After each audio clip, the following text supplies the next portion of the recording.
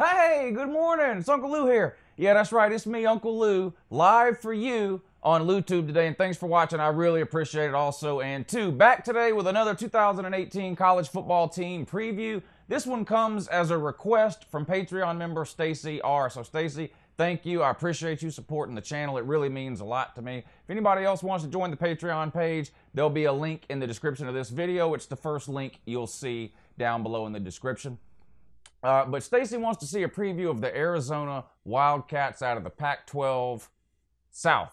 Yeah, Pac-12 South. So that's what we're going to do today. If you're not subscribed to the Uncle Lou channel, click the subscribe button now. I post college football videos almost every single day of the year. Thumbs up this video if you're excited about the start of the college football season. 3 weeks away, 20 days, really, 19 days from the first full weekend of football. But we actually have some games coming up in a little less than 2 weeks. So really getting close here. Doing my best to finish up these preview videos so we can get rolling with the videos we normally do during the season. Anyway, let's go ahead and get started with today's preview of the 2018 Arizona Wildcats. Let's do it.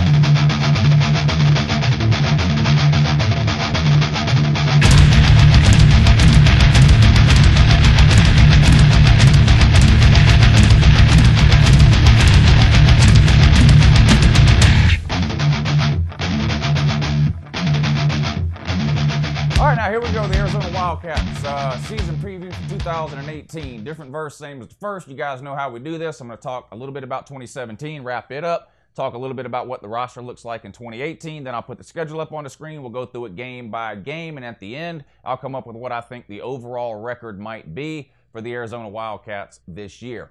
Okay, 2017, how did they do? Mediocre, right? Really? They finished 7-6. They were 7-5 during the season, ended up losing to Purdue in the Foster Farms Bowl game, so they finished at 7-6, which ultimately cost Rich Rodriguez his job. Really 3 disappointing years in a row, his last 3 years there in Arizona, especially considering some of the hype around quarterback Khalil Tate. A lot of people expected a better season from Arizona last year, and they really just didn't live up to the expectations. So Rich Rod was fired. Lucky for them, for Arizona that is. Kevin Sumlin was also fired from Texas A&M for a similar reason, not meeting expectations and multiple disappointing seasons in a row. So Kevin Sumlin moves on out west and takes the job over at Arizona. I do think Kevin Sumlin is an upgrade from Rich Rodriguez. I think Kevin Sumlin is a good coach. I just think he was a bad fit for various reasons at Texas A&M. Do I think Kevin Sumlin is an elite coach, a top 5 coach or anything like that? No, probably not.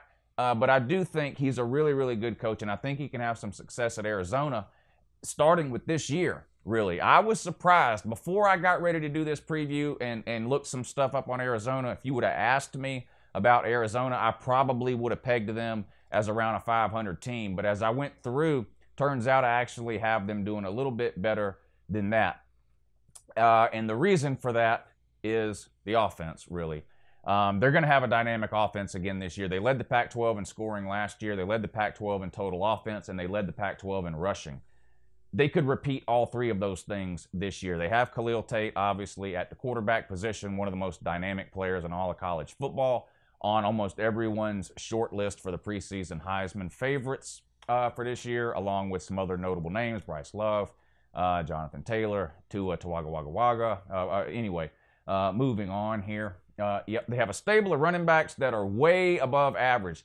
I would not say that any of their running backs would fall into the elite category. There is no Bryce Love on this team, obviously, but they've got 3 running backs on this team who are more than capable of getting the job done, and they're going to take like a backfield by committee type approach. I think you'll see all 3 of those guys, and like I said, they're more than capable. And the offensive line is probably the best in the Pac-12 South. It's definitely one of the best. They've got a ton of returning talent there, and they should have a really, really good offensive line again this year. So those are some amazing positives on the offensive side of the ball.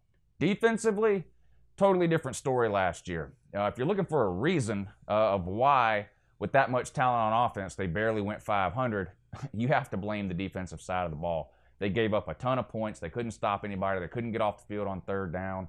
They really were just an awful, terrible defense. I mean, there's really no other way to describe them. 10th in the Pac-12 in defense. But they get 9 starters back this year, And they do have some talent over there. I mean, last year they started 3 freshman linebackers.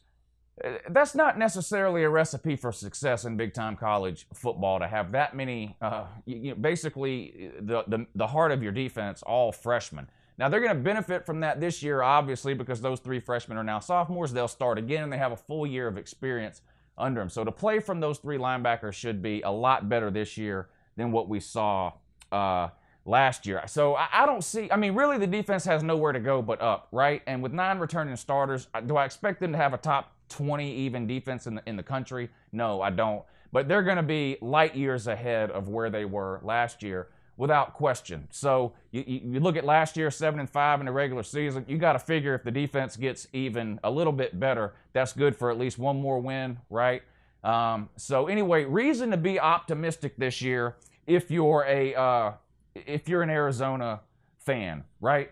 The schedule sets up good too. You avoid Washington and Stanford out of the North, which most people would consider to be probably the 2 best teams in the entire Pac-12 this year. You don't have to play either of them in the regular season. You've got some key home games. Anyway, let's go ahead and throw the schedule up on the screen, and I'll go through it game by game, and we'll see how many of these games they can win. All right, week 1, start out at home against what some people consider to be a Power 5 team, even though they're not in a Power 5 conference. BYU, I think something like 3 of the Power 5 conferences consider BYU a Power 5 team for the purposes of scheduling. Some of these conferences have rules where you have to schedule so many Power 5 teams in the non-con or whatever, and they allow BYU to fit one of those slots. You get them at home. BYU is usually a pretty good team. The problem is last year they were really bad, historically bad. It was one of the worst teams they've had since the 70s. I think they won 4 games last year. I don't see them getting a whole lot better this year. Will they win more than 4 games? Probably, but I mean, they're going to hover around the 500 mark most likely. Your talent alone should be enough to win this game. Plus, it's at home. Kevin Sumlin's first game. I think the crowd will be hyped up here. I think you guys come away week 1 with a win over BYU and start your season 1-0. Now, you got to turn around and go play Houston on the road. You played them last year at home, so the second game in a home-and-home series here with Houston. You got to go on the road. Without Tom Herman, Houston's just not the same team, are they? Houston, what did they go, like 11-1, 12-1, something like that a couple of years ago. Ended up playing Florida State in one of the major bowl games and upset them and beat them. Of course, that was with Tom Herman.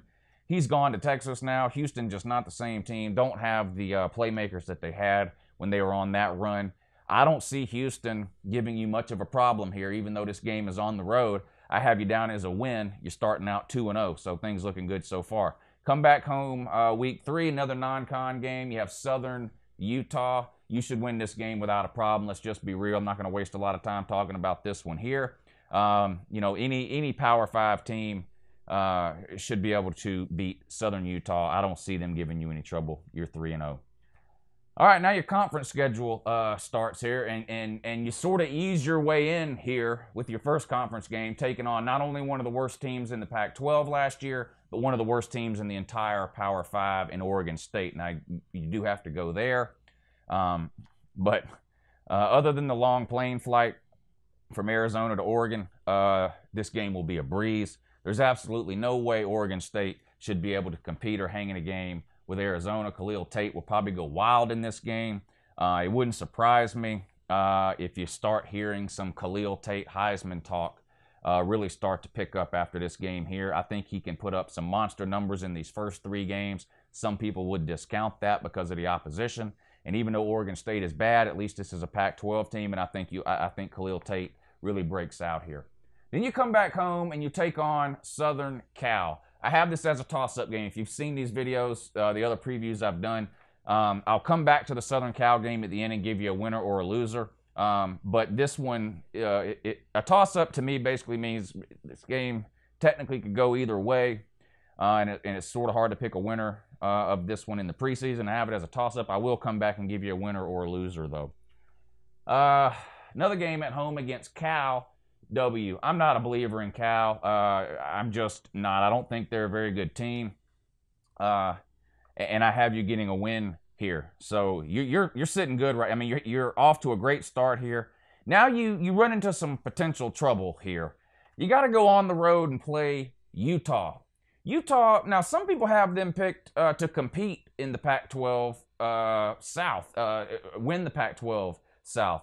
I'm not sure if they're good enough to do that, but they're a really good team for sure. You got to go on the road and play them there. I think you lose that game.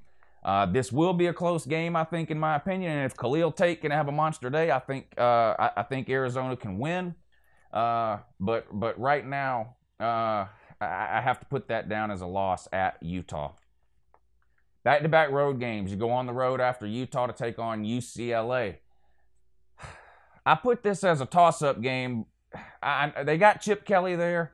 He's turning everything on its head in UCLA, going away from the pro-style thing that they were running with Josh Rosen, and, of course, installing his let's run 150 plays a game offense. If you've seen me talk about UCLA during the offseason, then you know I'm not all that high on UCLA in the short term, although I do think Chip Kelly can have success there in the long term. He's going to have to get some different styles of players in there, I think, to do that. But I did list this as a toss-up game because of the Chip Kelly factor, and it's on the road. I'll come back and give you a winner or loser and tell you why here in just a minute. All right, then you come home for a couple of games here. Oregon. I think Oregon beats you. I'm a believer in Oregon this year. I know they haven't been lately they haven't been as good as they were in that run under Chip Kelly. They got a new coach. I get that too, Mario Cristobal. They promoted him when Taggart left for Florida State. They've got a lot of talent on that team. They think they have a chance to not only compete in the Pac-12 North, but actually win the Pac-12 this year. I know you have them at home here, but I think Oregon gets the job done and beats you. I think you dropped that one there. Another home game against Colorado. I went ahead and gave you a win on this one.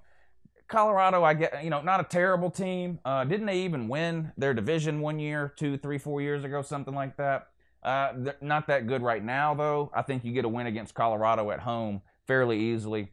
Bye week way late in the season. You know what? Sure would be nice if you could have this bye week between UCLA and Oregon, wouldn't it? Give you a couple of weeks to prepare for this Oregon game.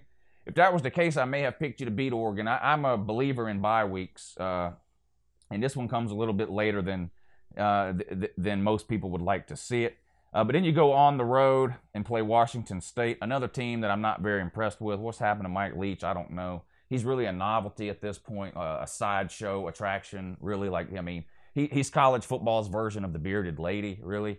I think you get a win there at Washington State. And then your last game of the year, in-state rival Arizona State. I may end up doing an Arizona State preview because I've got a lot to say about some of the things they did in the offseason and coach they brought in. But I can't see Arizona State competing with you this year. I think Khalil Tate ends the season with a bang, and you get a big win over your in-state rival Arizona State. All right, so let's go back and look at a couple of these toss-up games here and try to decide how they might go. Now, I've got you starting 4-0 against BYU, Houston, Southern Utah, and Oregon State. You're sitting at 4-0. Southern Cal comes to visit you. Southern Cal is replacing its quarterback from last year. They're replacing their running back, their leading rusher from last year, and they're replacing their leading receiver from last year. Offense could be a bit of a struggle. Now, this is 4 or 5 weeks into the season. Maybe they figured it out by then.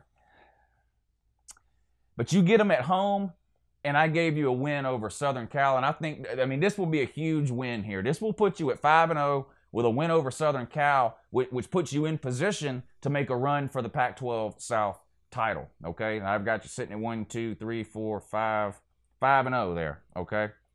Of course, you drop the next week at Utah, but still 5-1.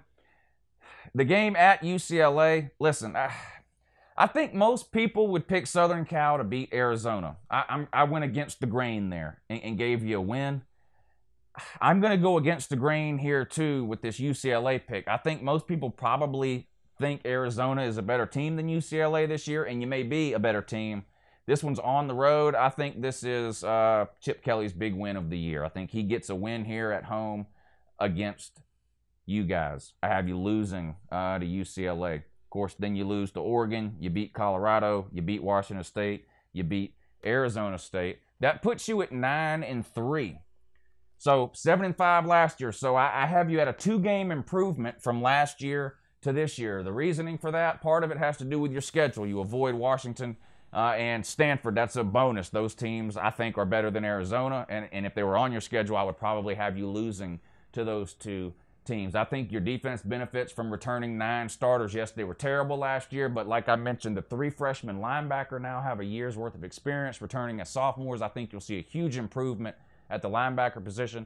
And with 9 starters overall returning, you really can't get any worse than you were last year. And I think you take a big step forward on defense. And then obviously the Khalil Tate factor and Kevin Sumlin. I think Kevin Sumlin is going to be an upgrade over Rich Rodriguez. I think there'll be a lot of excitement and energy around this program to start the season because of Kevin Sumlin. I think the expectations are on the rise at Arizona. I do think Khalil Tate has a great year. I don't think you'll see Khalil Tate run as much as you saw last year. I think he had something like 160 rushes last year, almost 15 per game. I think Kevin Sumlin dials that back a little bit to try to protect him because now I'm going to be real right here, 9-3. If you lose Khalil Tate, you'd be lucky to win 3 or 4 games. I mean, he is a huge part of what you want to do on offense for good reason, and you don't really have anybody behind him with any meaningful game time experience or anywhere near the talent level that Khalil Tate has. If something happens to Khalil Tate and he goes down, each and every week could be a struggle for Arizona. So anyway, that's how I have it, 9-3 for the Arizona Wildcats in the Pac-12 South. And depending on what else happens with Southern Cal and maybe Utah, 9-3 may be good enough to win the Pac-12 South this year. It could come down to a tiebreaker between you and one of those 2 teams or someone else. But anyway, I think that's a pretty good season from Arizona, considering the season they had last year. And they have a new coach this year. A lot of times it can take a coach a year or 2 to get comfortable with a new place. So I think 9-3 is pretty good for Arizona this year. If you're an Arizona Wildcats fans, good luck to you this season. I hope you avoid injuries, and I hope you have a great season, unless you end up having to play Georgia for some type of reason in a bowl game, in which case you'll just get destroyed. But anyway, that's it. Have a great day, and I'll see you. Oh, no live show today. Sorry, I almost left that out. Should have mentioned this at the beginning. Maybe I'll put something up on the screen if I can remember when I'm editing this video. But Uncle Lou has a doctor's appointment today at 2. I completely forgot about it. I was out of town over the weekend, and when I got back today, there was something that came in the mail over the weekend. Blah, blah, blah. Don't forget. Doctor's appointment Monday, August 13th, 2 o'clock. No way I'll be back here in time to do the live show today at 3. So the first live show this week will be tomorrow night at 10. Anyway, appreciate you guys watching. Have a great morning. I'll see you next time. Beep, beep.